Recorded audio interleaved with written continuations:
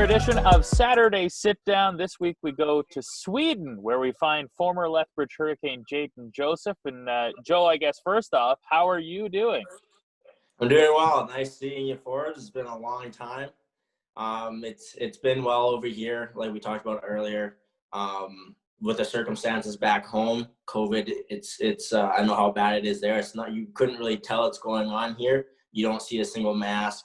You maybe see a bottle of hand sanitizer, but I'm fortunate with that I'm not in the mix of it back home. But it's been well. How has life been in Sweden? We'll get to the hockey part maybe a little bit later on, but how has the adjustment been for you going from, living in Western Canada all your life to now you're in Sweden? The biggest thing with the adjustment is being able to communicate with family and friends. It's a big time difference. I think we're 8 hours ahead, so I'm up while everybody's sleeping back home, and as well the light with the sun. As of right now, since we're getting closer to the winter, it goes down at 3 p.m. So you don't have much sunlight, and it only gets worse, they say. So I'm gonna have to get my mom's pretty mad at me because I haven't bought it's called like this ray lamp or whatever. It acts like as a sun for you and kind of helps with depression if you get it sad at any points. But I haven't bought it yet, but I'll probably get on that pretty soon. Well, knowing you, I feel like it takes a lot to make you sad. Let's roll the clock back to your time with the Lethbridge Hurricanes and go back to the Bantam draft. And I look at that 2014 Bantam draft for the Hurricanes, you among it. The names that come out of that draft: Jordy Bellerive, Nick Watson, Ethan King, Zane Franklin, so many good players out of that draft. What did you know about the draft going into it? What did you know about Lethbridge going into it? It's kind of a funny story. For one, like you said, it was a very special draft year, I think, for the Lethbridge Hurricanes. But at the time, I didn't know much. I knew they weren't a good organization at the time. They weren't somebody that I was expecting to go to or get drafted to. I remember it was a long time ago now, but you'd always have to fill out these questionnaires, teams trying to figure out what you're like as a person and kind of what your strengths are. And I remember I got Lethbridge's questionnaire pretty late. And honestly, I was going to brush it off. I wasn't even going to fill it out because it was the night before the draft. And I think I decided to do it, and I sent it in at like 2 a.m. or something. So the day of the draft. And then little to know I got drafted by them. So it's kind of funny. You, of course, you're friends with Coltrane Wilson because you guys played here in Lethbridge. But I feel like your relationship, you guys knew each other, knew who each other were prior to the draft and while growing up, kind of in the same situation, same area. So fill us in on your experience with Coltrane and how it's progressed to today, because it's a great. Yeah, it's quite an experience. We have our ups and downs, as you know, when we were back. But I knew this question was going to get brought up, and he's a brother to me. He's like family, and he'll be at my wedding, and I better be at his wedding. So we knew each other. I think we officially met in junior high, so grade 7, and then we got drafted together. We were together on the draft day, and then went to camp for our first when we were 14, 15 years old, and then ended up moving in with each other, billeting with Darcy and Aaron, which was very interesting and special. It was probably some of the greatest times of my life with him, but we had some good times. So many good times, and I was privy to some of them, and I'm sure there were 100,000 stories more that you get into. But when you think of Coltrane Wilson, when you think of your time in Lethbridge with him, what's maybe the story that comes to mind? Because there's a few that goes through my mind. Well, I don't know. Him and I were actually kind of talked about memory, kind of went back to memory lane for a little bit. But there was at one point, I think we were 19, we were living together, and I think we went 2 weeks without talking to each other. I think we got into an argument in the basement, and I just told myself I'm not talking to him again, and he said the same. And then so we went 2 weeks. He drove, and I didn't have a vehicle, so I'd hop into the car with him to the rink. I wouldn't say a word to him at all, and then he wouldn't either. And then I think at one point getting to around 2 weeks, he said something, and I laughed. And he like it was so dead silent in the car, and I started laughing. And then I was like, oh crap. And then he's like, okay, like, are we done with this? And I was like, hey, like I was about to go a whole year without talking to you. I was done. I was gonna cut our friendship off. But so that was one. Another one was we're convinced that Darcy and Aaron's house was haunted because we've had a lot of crazy stories there. We have a nickname for her, but we tend not to bring her up. We tend not to talk about it because it's a touchy subject. You gotta fill us in on at least one story, because I remember you guys would come to the rink and that would be the only thing you guys would talk about is that darn house. So keep it maybe PG if there were some really scary things that happened. You gotta fill us in a little bit. I'm not the greatest storyteller. He has that part on me, so I'll try to make it as best as I can. But we went away for a road trip, and so you come down the stairs, and as soon as you get to the floor, you look to your right, and there's a door that's like an attic, kind of like an Annabelle, if you guys have ever watched it. But so there's a door, and like we told each other we do not. It was the main rule in our house is do not ever open that door. And so we would come home a couple times from a road trip, and it would just be wide open. And knowing me, like I made sure that door was closed before I'd leave. And so yeah, we'd come home around 2 a.m. sometimes with it just being wide open. And I'm a pretty big baby when it would come to that.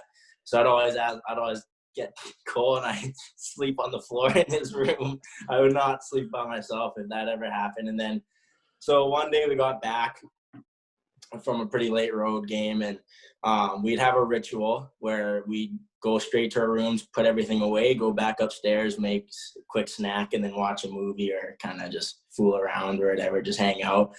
And then so I went across. So if you go down the stairs, you go straight across, there's my couch, and then to the right, his long couch. We had designated couches for each other. And so I sat down, and then I looked around, everything was fine. Then he came and sat down as well. Then he just said, hey, let's go make some food. I said, okay. So we go upstairs, and then I'm halfway up the stairs, and I turn back because I forgot my charger. And I go to the couch, I sit down, I look up, the door is wide open. So I almost pooped myself. Like I sprinted to his room, I grabbed his keys, grabbed my shoes. I was ready to leave. He wouldn't leave. He wouldn't let me leave. I'm like almost crying. So we ended up, I said, Cole, like, you tell me right now, like, if you're messing with me and you open that door, you need to tell me now. He's like, no, man, like, we have a truce. Like, we don't prank each other. Like, we don't do that. So then we took the big couch and we barricaded it against the door. And then I convinced him to let me sleep in his room on the floor. And then, yeah, so we never talked about it again. We brought it up in chapel once to see if we're going to be okay. And we made a deal that we weren't going to talk about it for a while. Oh, worth a laugh now. You can laugh about it now, years later, right? I want to No, ask we don't know. No. No, we still no? No, there's too many stuff that happened that we don't laugh about. Well, I want to ask you about billets, because billets play such a pivotal role in a junior hockey player's life and experience, and you come from such a great family. How important was it to have good billets and maybe good billet sisters? I don't know.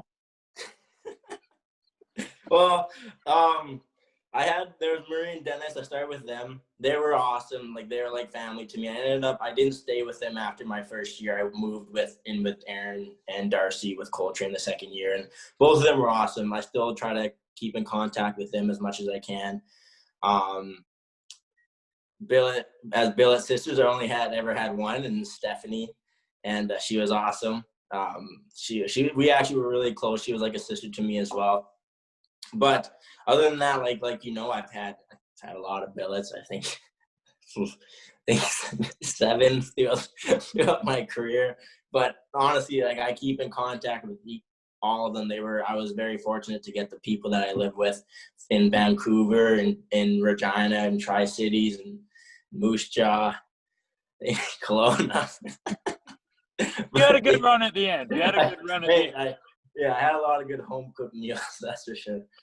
Let's talk about the on ice side of things. I always feel like it's such an adjustment for a 16 or 17-year-old to move away from home for the first time, and you're in your case 5.5 hours away from home. You're in a different Yeah. city, playing at a high level. So talk about your first year with the Hurricanes. That of course being 2016-17.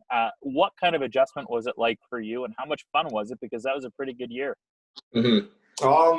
I think at about that time I was 17 or turning 17, and I was ready to move away. I would always give my parents a hard time before that, saying, "Hey, like I'm gone." Like once it comes 17, like I'm ready to start this journey.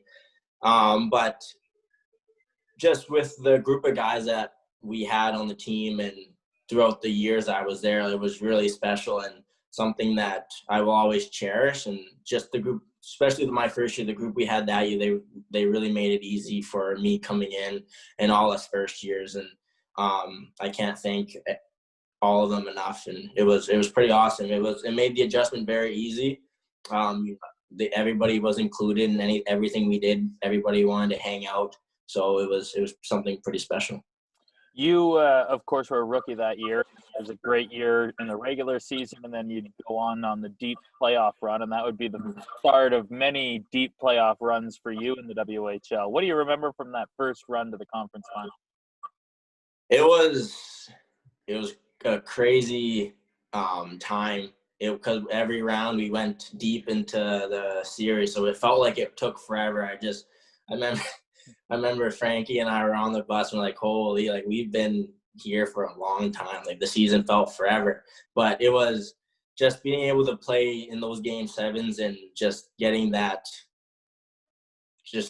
opportunity to be there and just see all the great things that were going on and being able to be a part of it was something special. And I'll cherish those moments for a very long time because not a lot of people get those chances, and I was able to get them 3 times in a row. So it was pretty special. You mentioned Zane Franklin, of course. He was part of that group as well. You played on a line with him and Tanner Nagel. How much fun was it playing with those two guys every night? Because them, like you, such battlers and would do anything it would take to help the team win. It got to a point because we were Zane and I were first years, and then you had Tanner that joined our line, and it just got to the point we all 3 of us, we knew our roles, and it was to shut down whatever line we got put out against. And I felt we did that, and we didn't try to do anything special. We just knew what we were supposed to do, and it ended up working out. And it was fun because we tried to make the best of it every time we went out, and it was a pretty special time, especially your first year. A lot of first years don't get the chance to play the minutes that we were able to play. So it's something you try not to take for granted, that's for sure. I look at your career stats: 253 regular season games, 58 playoff games. You played 20 that year, 16 the next year with the Hurricanes, and yet another conference final playoff run. How did that year differ from the previous season? Because I feel like the second time around, maybe it wasn't as expected as it was the first. Mm-hmm. Well, when you look at the role that I had was a lot different. I had the shutdown role as a centerman my first year, and then going into the second year, I was with Elmer and Morrison, and just being able to play with those 2 players, as you can look at the stats, the numbers that they had were ridiculous. So I just tried my best to do my part defensively and contribute offensively.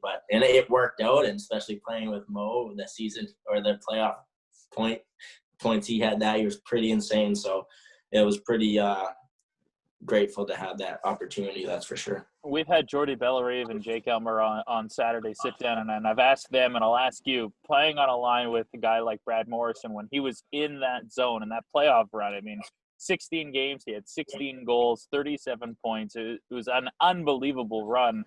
When you're in that moment, are you like, yeah, Mo's got it, or do you have an opportunity to kind of realize and process what he's doing and how he's doing it and you being a part of it? Yeah. I remember the first time I really noticed he was something special that year was when, I don't know if it was one of the first games he played with us, but he got it in the D zone and he flipped it up on his stick and managed to bounce it all the way down to the offensive zone without getting touched or anything. So I've never seen that happen before, but No, when he had the puck, you kind of just let him do his thing and get open if he wanted to give it to you. And if you had it, you try to find him, and because you knew it was going to go in the back of the net. So it was pretty special to be able to watch what he did, because I haven't really seen anything like that since. So I remember that game when he picked up the puck and literally juggled the puck in yeah, the air all the way down the ice. The next year, you had such a great start with the Hurricanes. You were on such a great run. It was 10 goals in 23 games, and then the trade happened. Take us back to that. How disappointing was it? What emotions did you have when you were told that you'd been traded to the Regina Pats? it's a hard thing to talk about and try to explain, because just like, as you know, like, you're a part of it. You're like the team and the guys that we had for those 3 years, like we were a family. Even you and Kathy and everybody in the organization, we were all a family, it felt. And just being in a way ripped out of that without ever knowing it was going to happen, or in a way like just being in a position thinking that it can never end and then having to leave it it was most definitely probably the toughest part of my career. It was just a tough situation, because the two guys that you guys got back were very good players, and I ended up doing very well at the start, and it was able to kind of get some trade bait going on. But it's not something I wish didn't happen. I definitely learned a lot from that experience, and as you know, going in pro now, like you're not destined to be on one team. You're going to be moving around. So with just me being able to have that experience moving from team to team, it's nothing that will phase me moving on in my career. Like, I've gotten used to it, and I'm able to more so move on and just kind of just play my style. I have a lot of playbooks in my in my head now. So it was a very tough time. Like I said, just leaving all that family that I thought I had, and it wasn't easy, but it's something that had to be done. So Yeah, I want to ask you about the run to the final with Vancouver, because you would only play for the Pats for a brief time before getting traded to the Vancouver Giants. And of course, Mike Dick, the head coach there, Lethbridge guy, former Hurricanes head coach. How much did you learn from Mike in your short yeah. time with the Giants? And maybe talk about, the 2 years prior, you'd gone to the conference final, and now you broke through and got to the WHL final. Yeah, every team I learned something different in a way. Besides Lethbridge, Vancouver with Mike and Huey, I learned a lot with him, and it was more in a way in like the work ethic that you needed to put in, and how we worked so hard on and off the ice was something that I've never really been through before. And it was able to push my talent to places I didn't know that it could go. And the role that I had with them was a lot different than I had before. And I appreciate everything they were able to teach me. And yeah, just that experience going to the finals with that team and the coaching staff that we had was unbelievable. Like, we were treated as pros, we acted as pros, and it was pretty special to be a part of. You guys went to the WHL final. You played the Prince Albert Raiders. And as a kid growing up, you always dreamed Game 7 overtime. You're the hero. You were on the other side of that. How difficult was it when you guys lost in overtime in Game 7 to the Raiders? It was very hard. It sucks talking about it just because you're so close. It's over. Yeah, like you said, it was overtime. You're tired, and you just want to get it done. And then when it doesn't go your way, it's just shocking. You can't really feel anything at the start, and it was just that run that we had. We thought we thought we were gonna be the ones to do it, and sometimes that's life, and it doesn't go the way you want. But it was definitely something. It hurt deeply, and it's gonna always sting. It's gonna always be there. But like I said, I would never take back what happened. It was an incredible experience being able to play them, especially with that atmosphere that they were able to bring in Vancouver as well. So it was an experience of a lifetime, and it's something I cherish. Your overage season might be one that will never be topped, because you start in Moose Jaw, you get traded to Kelowna, who was supposed to host the Memorial Cup. You played 16 games with them. Then you go to Tri-City, and then COVID happened, and the season was canceled. When you look back, a couple of months removed, put into words your last year in the WHL, and how did that help you as a person? It wasn't easy. Just with everything going on, like going to Moose Jaw, Vancouver, we had a lot of 20-year-olds, and I was a new one coming in. I knew there was a good chance I wasn't gonna be staying. I went to Moose Jaw because they were a young team. They had like 10, 17-year-olds on the team. It was very weird going there because I was the older guy and I'm with younger, essentially kids in a way, not like in a way you could put it that way. And I knew I wasn't going to stay there. My whole role was to go in and then kind of show them the ropes. And then eventually Moose Jaw was going to help me get to a contending team.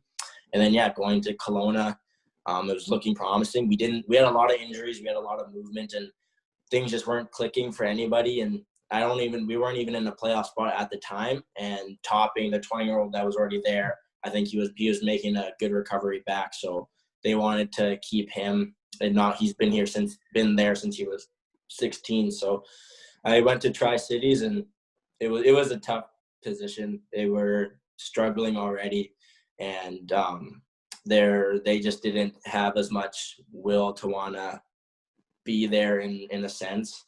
And it was tough. It's your last year. You want to go into the finals and the conference finals every year, and then all of a sudden you're in the position of the exact opposite. So it wasn't easy. It's just the way things go. You can't really explain it. And then COVID happening, it was crazy. It was just something that you can't really describe. It was just so odd, and it's tough that it went down that way, but life moves on, and really it's done with. So there's not much you can do now. Now you're playing pro in Sweden. Fill us in on what that's like on the professional side of the game. Mm-hmm.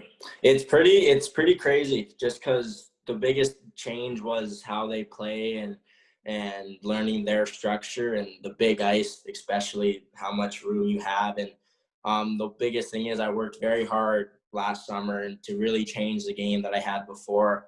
And honestly, I'm happy to where I am now. The role that I have here is a lot different than I'd have in North America. I'm more of a guy that wants the puck, and I control the game a little bit more than I would back home. So my game really fits in here. It was tough getting used to everything, just because the way they play it's nowhere near the way we do in North America. I remember they told me one thing, how they wanted to have a structure, and I kind of like look back. It's like, what are we doing here?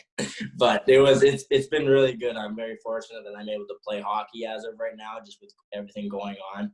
But no, it's been going really well. We're a good team. I think we're top in our league right now, so it's been well.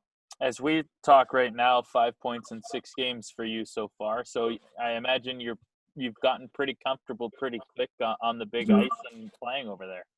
Mm-hmm. Yeah, no, like you said, it's been a lot easier. Like I have a great coach here, and I'm a younger guy. I think I might be the youngest, and the older guys have really been able to help me. Sweden players are really open to you, and they care about you. You're not really in the sense. They kind of treat you like family, and they've helped me do the transition very well. Like everybody's kind of in the same position. You have other imports that are far away from their family, so you kind of stick together, and it's been awesome here. I'm very lucky. How's the language coming? Are you just trying to learn Swedish? I know a few words. They're not great. The guys try to teach you a little bit. I can't roll my tongue as good as they can, but I'll probably be fluent by the end of the year, so we'll see. Well, good luck with that. I have tried learning other languages, and it's a very difficult thing to do. Jadon Joseph, really appreciate catching up, and best of luck to you and your hockey club over there in Sweden this year, and continued success, my friend. Thank you very much. It was awesome talking to you. I miss you like crazy. I miss everybody there, but we'll have to get together one day. Yes, absolutely. There's Jadon Joseph on another edition of a Saturday Sit Down. We hope you enjoyed it.